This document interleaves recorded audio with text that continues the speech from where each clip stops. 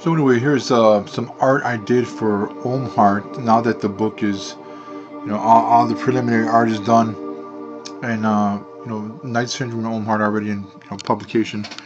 So one of the things with Olm Heart, I got my stack of drawings here for that, which is kind of weird because when we look at it now, kind of encompasses 2 or 3 years of drawing.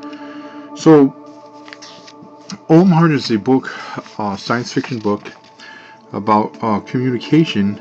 Really, it's really about human and animal communication, about having feelings towards each other, and maybe getting rid of the idea of predation. And there are a lot of creatures involved in it. Here's a Diplocaulus. Diplocaulus was an old prehistoric amphibian. One of the creature designs I wanted to bring back for the book, I put there. Here we have a version of Saint X, a character I made in 1989 called Saint X, and he's in a costume, and these are some kind of technical ear cowls, and this long bionic tail for balance, and the suit itself moves. It adapts to different circumstances it's in. Okay. We're looking at here is a flying crocodilian. Okay, so Olm Heart takes place 375 million years in the future. So a lot of the animals in the world is going to be far different than you see today. So here's a flying crocodilian. So if you're a fan of paleontology, you will know that there are crocodiles in history that are just land living, and there's Perisuchus, Prostosuchus, crocodilian forms, and all that forms. Okay, what do we got here? So here we have the drawing of a gigantic coral forest. If you look really close, you can see there's a guy there on a glider. There's a glider of some sort there. And this is a forest that is made of coral, terrestrial coral. That's land-living coral. And these things are the size of skyscrapers. Because in the world of Olm Heart, there are no more trees. Trees have been replaced by coral, like coral reefs, but they are land-living corals and they are gigantic. So this is a thing called the crystal apes. So in the book Olm Heart, there's a salt flats. So these primates live on salt flats, and as they get older, their fur crystallizes into these salt crystals, and it makes a sort of armor. And they have their own culture. That's why they have the things sort of look like clothes almost, but they're crystalline salt. What is this? Okay, pterodactyl. I was thinking of, actually, this is I don't think I actually put this in the book, but I remember wondering about bringing pterodactyls back, but I think I needed to put something more novel. Okay, so here's a death prawn from Olm Heart. So these things are related to mantises, but they're very intelligent. They're intelligent just like people in the future. So if they talk with chemicals, they communicate through chemical trails, and they're one of the main antagonists to the humans that are living in this futuristic Chicago, or rather what's left of Chicago in Olm Heart. And these guys, along with the land-living killer whales, are pretty much the guys that are the enemies. This is a fishing spider, gigantic Lake Michigan fishing spider that I have on these kind of species live on the outskirts of Chicago. Imagine getting eaten by that. The raptor bats, the dark raptor bats. Well, I was always a big fan of Dougal Dixon. Dougal Dixon's After Man and Life After Man, the old books that came out in the 80s, and my designs are far, far different than his, and so was my vision of evolution, but I still was influenced greatly by that. So these are intelligent bats that live on the forest floor. This is a male, and as you can see, the ears, the echolocation ears, also have these struts that come out like horns that they use to rut and fight against each other, or to protect their herd. They're ground bats. They don't fly. They just live on the land. Here's a promotional piece I did for Olm Heart. It says Exotic Life, and you have a Salem alchemist witch riding a gigantic centipede creature there. Okay, once more, another drawing of a raptor bat. Like I said, flightless bats that use their wings as nets and as different devices to confuse their prey when they hop on the ground and kill their prey. Okay, this is the main character from both Night Syndrome and Olm Heart. This is Vixen Chile. It's a four-breasted character. She's on a chop cycle, which is it's basically an ATV, but a motorcycle version of an ATV. Because in Olm Heart, the terrain, they're in a place called Gothalebra, and Gothalebra is rough terrain. That's the area that's around Chicago. Once again, we have another bat scene where I have these ground bats. So they don't fly. These are giant bats that are like 15 feet long and that hunt and packs like wolves. You don't want to run into those guys in a dark forest. Those are some of the residents of Olm Heart. So I have these kind of zombie-esque characters here, which turn out as normal people. They're normal people when the book begins, but when they get bitten by a particular, I'm not going to give away the plot, but they get bitten by a particular creature, they can turn into these dehydrated, half-living creatures, which are kind of like zombies that they use, these animals use as drones. I'll show you that creature's coming up. And of course, because this is futuristic, I was drawing different kinds of armor. This is a female armor, Soulbot's armor, and it almost looks like a robot. I wanted to have the armor for my characters in the book to look like the old school, kind of like a Art Deco Metropolis kind of feel. Okay, what do we got here?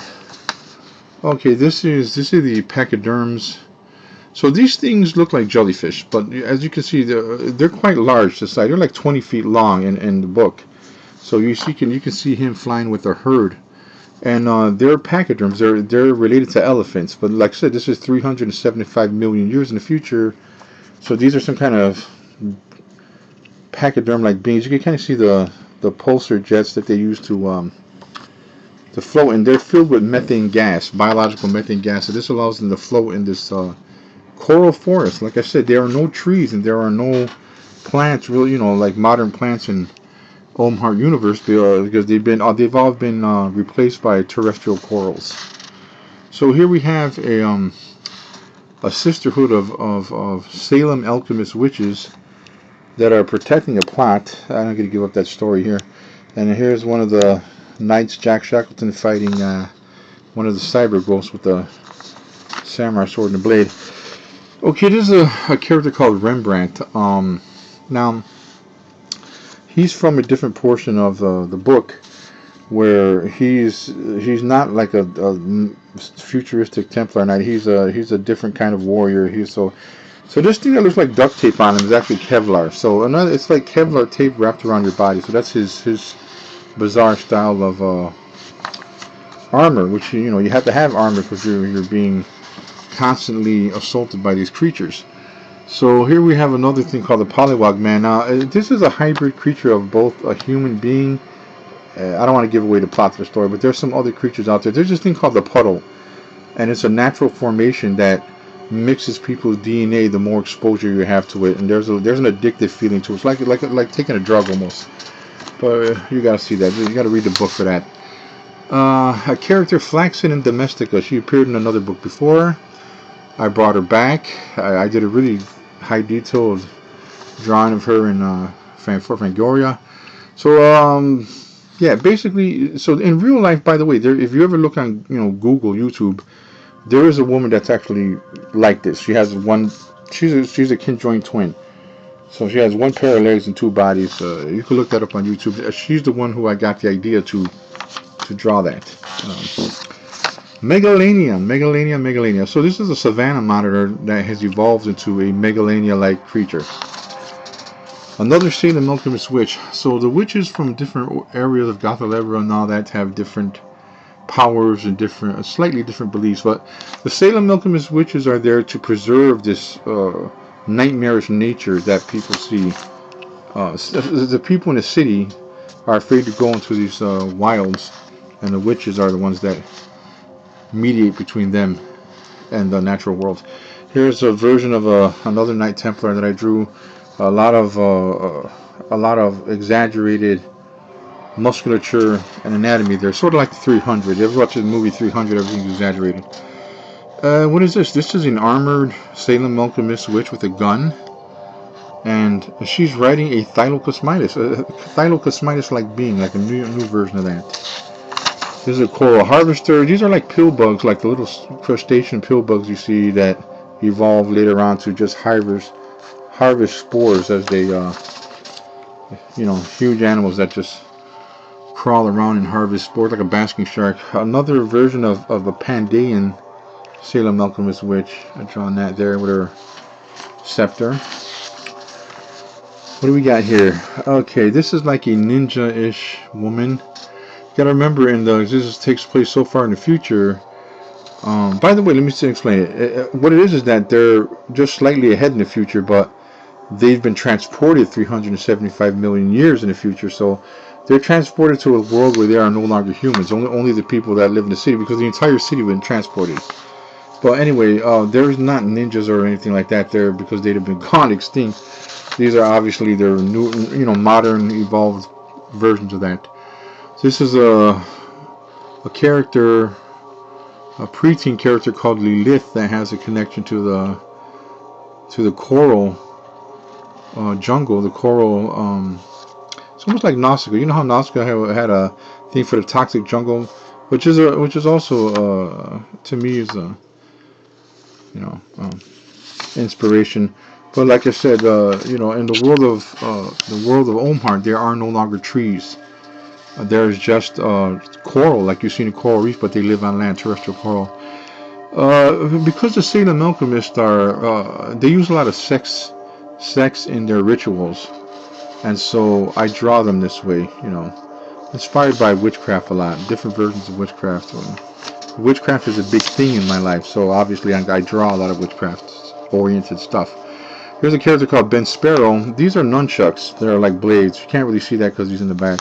And so each of the knights have a different appearance and look. Okay, this is a cool character. Favine. This is another one that uses a lot of Kevlar wrap. You would see these bandage wraps where they look like mummies. This is called Kevlar wrap. So Kevlar is something that they use to make bulletproof vests out of in real life. So you can kind of see the association there. Here is an Illuminati witch. The Illuminati signs I drew there. There's a part of her and there's an assassination plot in the story. I'm doing some comic book paneling here. I can't say too much about this without giving up the story, but you kind of see the art I'm going through. Oh, this is a character called Venus Wolf. A very rough and tumble character. Strong masculine figure for a woman. Very tough bird, as they say. Another version of Saint X, and like I said before, the idea of this, and I haven't really seen this in comics. So this is a comic book character I made in 1989. So in 1989, I came up with this. I did a couple other books with these characters in it. This one, you can see that the biological costume it wears can change formation to better fit what environment it's in. But basically, it still has that particular look, but it can format itself back and forth a little bit. So this looks like a samurai. I wanted to have a samurai, kind of a Bushido feel, like an old world samurai, Zatoichi Bushido feel for some of these tribal characters that some of the knights in Chicago have to go against, and I wanted them to have this very Bushido kind of Zatoichi look to them. Here we go. This is Jack Shackleton. This is the son of Saint X, and you can see his armor is different. He's not wearing his bug helmet right now, but he has segmented technical armor. We got another version of Saint X. Like I said, you can see the variations in the suit, but basically Saint X always has the cowls that are going to back. These kind of shoot these little shurikens out of there, and they always has this kind of back spines and this bionic tail. So those are always parts of his suit.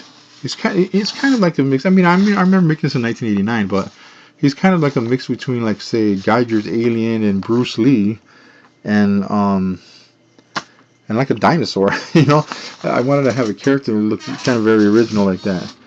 Here's another character of someone going native, as they say. So that's in the book. That's a big thing with her. or that Salem alchemist culture. Once again, working on people's faces. I try to make the character a little bit more expressive, when I'm working on them. Oh, somebody spilled water on this. Oh, yeah. Anyway, so we're going to go back to thinking of armor again. And like I said, the thing with me drawing the armor, because a lot of times when I look at comic books now, they're drawn like modern armor, like not really faceted armor, but more like a police, or comic book, costume.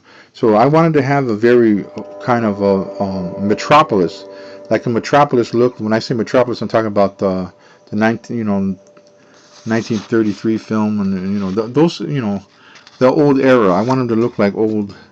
I wanted to look more like robots, but but of course, you can see she has the collar there, and that's her face exposed.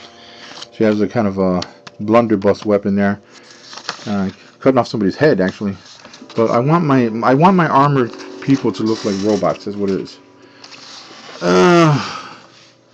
Yeah. Okay. So so we have Saint X with this is really good. I have this thing in comics called the retractable sword, which is Templar Knights modern ways. This is actually a real thing, but we don't talk about that.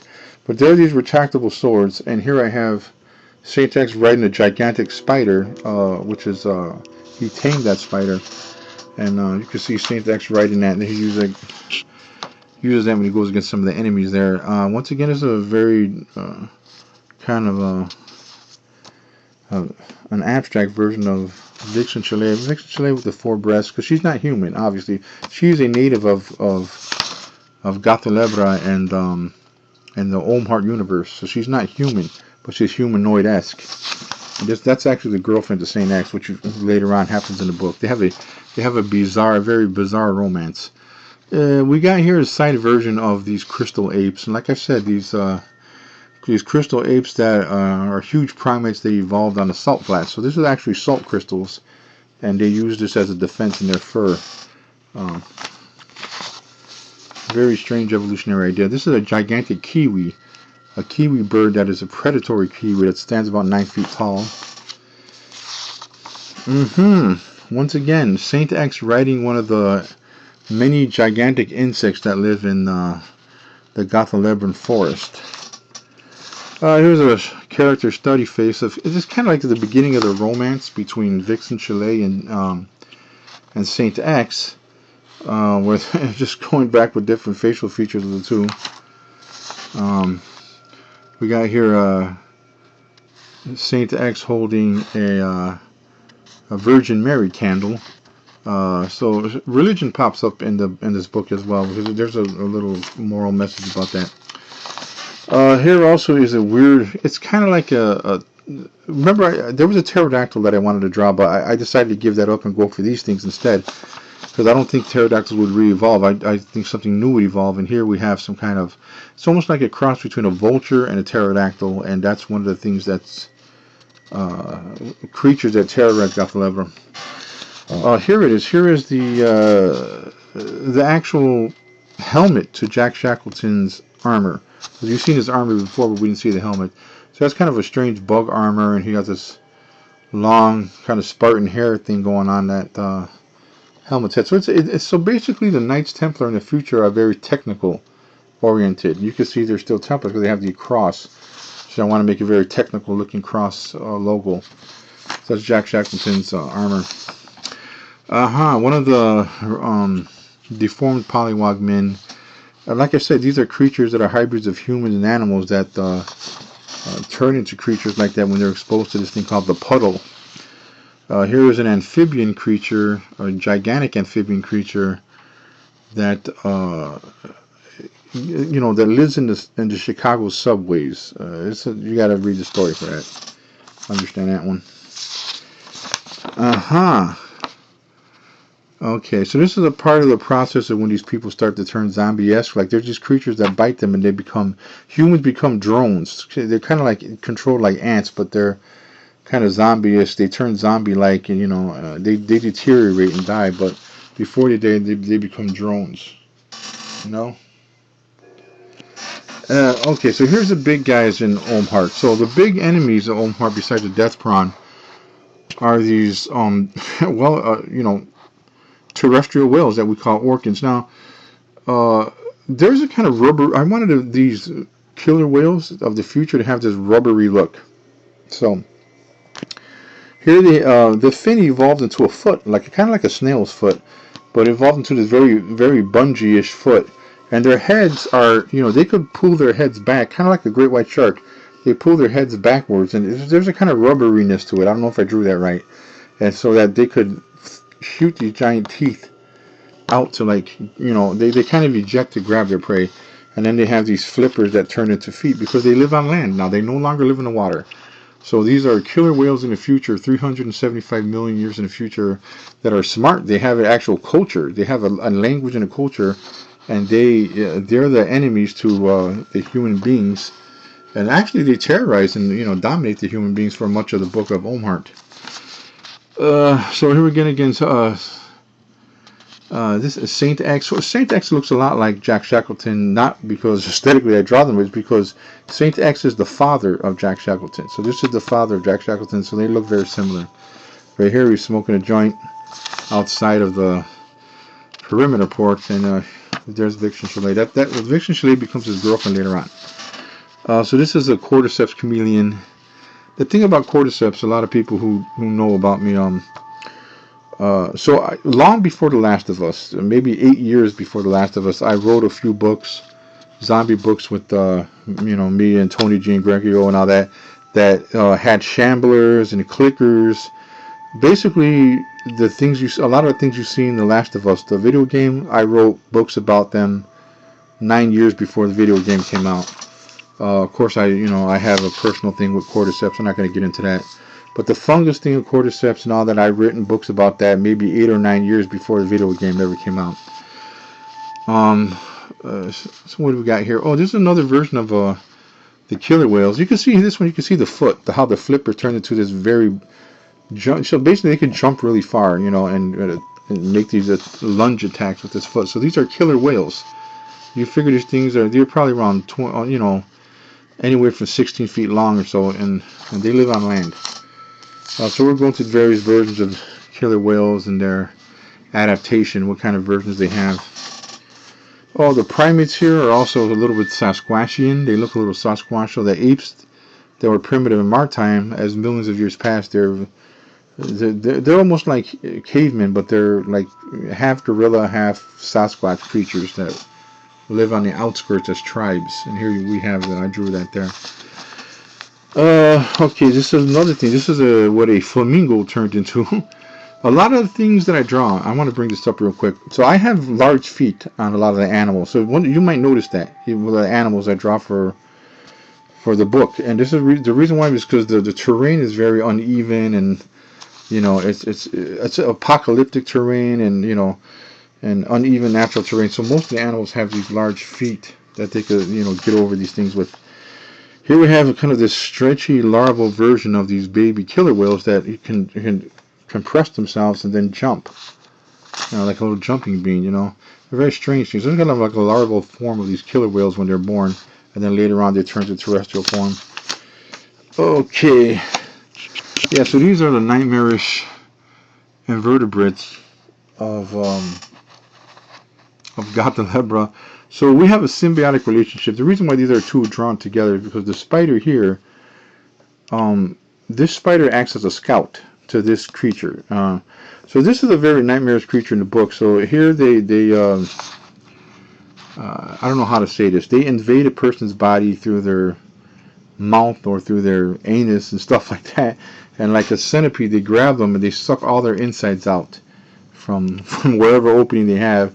That's why they have these mouths here, and they suck them through the back. So there's a very nightmarish creature that lives in the wilds of Gothalebra. And of course, here's the guy who goes scouting and finds out where the prey is, and then comes back and lets this guy know what's up, and voila, there's your nightmare.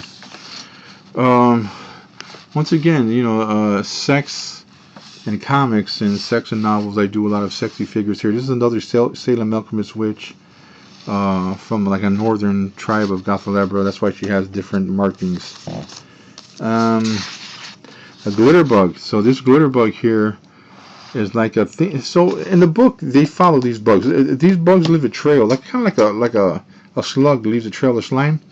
They leave a glittery trail with their tails, and this is how they map the outside forests that are outside of the apocalyptic city. It's kind of hard describing that. There's another thing called a it looks like a kangaroo, but it's not a kangaroo. I actually have a carnivorous kangaroo drawing in here somewhere. But this thing is a therapsid. Now, what are therapsids? So I wanted to bring back these mammal-like creatures that were, they were, in the prehistoric world, they were before the dinosaurs. They were called therapsids, which are more mammal-like reptiles from the Permian period. And I want to have something like that come back in the future. And so this is what the Voxen is. Once again, I drew the feet very large as well. So this is another version of Vesper Eden, who's an iron. She's an artist too. So I drew this picture of Vesper Eden here. I changed the way some of the characters look, their hair and such during the book, because they appear in different time frames. Here we have a Gothalebran slug, a grim slug, and basically it's like a man-eating snail. What octopus arms, because octopus and snails are the mollusk itself they're all related. Squid, cuttlefish, and that. So it's more related to like a cuttlefish that lives on land, and it has all these tentacles. You can see it grab someone, and you can see the city, the dilapidated city in the backdrop, where he kind of just hides and ambushes unwary people that are on the outskirts of the city. So here we have a giant spider that's eating a cat, just to show the size differential. A lot of creatures for Olm Heart. Another creature that I wanted to bring back was something called Thylacosmitis. So in old prehistoric South America, there was before Smilodon was evolved. Yet they did cross paths. Was the Thylacosmitis, which is not is actually marsupial. It's not a that's a real thing. That's actually lived in life. So I want to have something like this come back, in the future, and I have my own version there. Once again, another version of Thylacosmitis with babies. I did this one with these kind of weird, kind of almost tribal-looking markings on it, but a very vicious Thylacosmitis type creature. Once again, I'm going through some of the ritualistic tribal markings of the Salem Alchemist witch. Well, you can see in this version, kind of look in the background where these witches are people who they're kind of like savage ecologists, where they mediate between the natural world and the civilized world. Here's another version of this, different markings, different tribal tattoos, even on the lip. And of course we have our native to Gothalebran Olm Heart, which is Vixen Chalet, which is the girlfriend of Saint X, which they actually get together, and of course, famous for her boobs.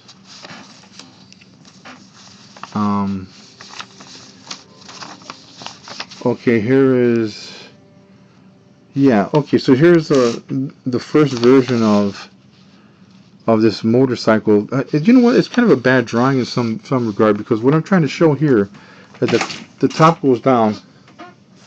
The top goes down, and see here you can see the top goes down, and then it goes. It ejects. There's kind of an ejection port there. Okay, here is a dromedary wolf, and it looks like he's actually killing this kid. He's not killing the kid in the book.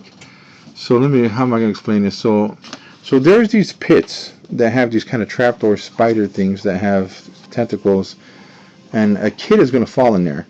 So he's actually saving the kid from this tentacled creature, not pushing him in.